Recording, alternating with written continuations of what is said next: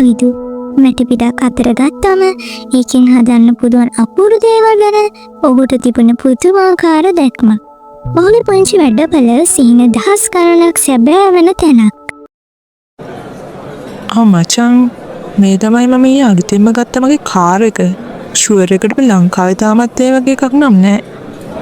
ඒක මොකද්ද මචං? මගේ අලුත් ගෙදරට ගිය සතියේම ලක්ෂ පාක සෝෆා සෙට් එකක් දැම්මා. ඔයාලා දන්නේ නැහැ මම ඊයේ රැකේ ලංකාවේ හොඳම රෙස්ටුරන්ට් එකකින්. ඔයාලා සතුටින් නේද ඉන්නේ? අනිවාර්යෙන්ම මේක තමයි ලයිෆ් එක.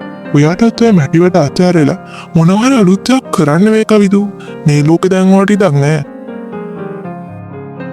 එදයින් පස්සේ කවිතුට ඔහුගේ පුංචි වැඩපළ ලොකු බරක් වගේ දැනෙන්න ගත්තා. ඔහු දැක්කේ තමන්ගේ මිතුරන්ගේ වර්ණවත් ලෝකයේ විතරයි. තමන්ගේ මැටි රෝදය නිකම්ම නිකං අංග විකල දෙයක් වගේ පෙන්නා.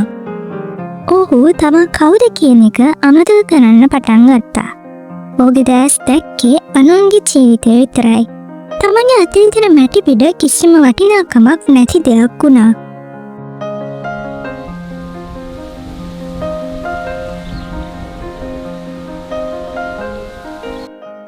ඉතින් මහත්තයෝ මොකද මේ දුකෙන් වගේ?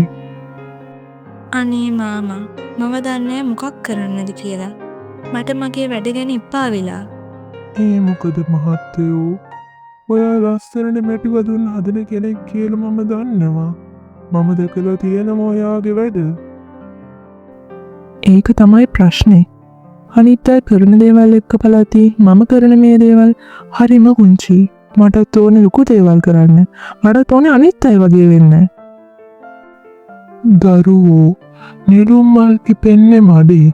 හැබැයි ඒක කවදාවත් රෝසමලක් වෙන්න උත්සාහ කරන්නේ නෑ. රෝසමලට වඩා නිලුම් මල වෙනස්. ලෝකේට රෝසමලුත් ඕනේ, නිලුම් මලුත් ඕනේ. ඔයා ඔයාම වෙන්න. අනුන්ගේ ගමන බලලා ඔයාගේ ගමන නවත්තන්න එපා. කවිදු නැවතත් ඔහුගේ වැඩමඩුවට ආවා.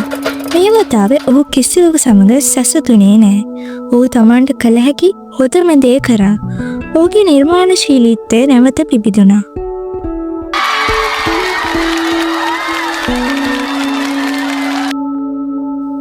කවිදු මේව නම් නියමයිනේ.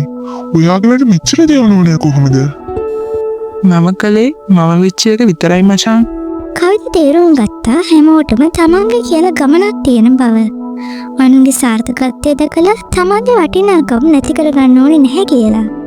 දැන් ඔහු සතුටෙන් ඔහුගේම අත්දැකීම් වලින් පිරුණු ලස්සන ජීවිතයක් ගත කරනවා.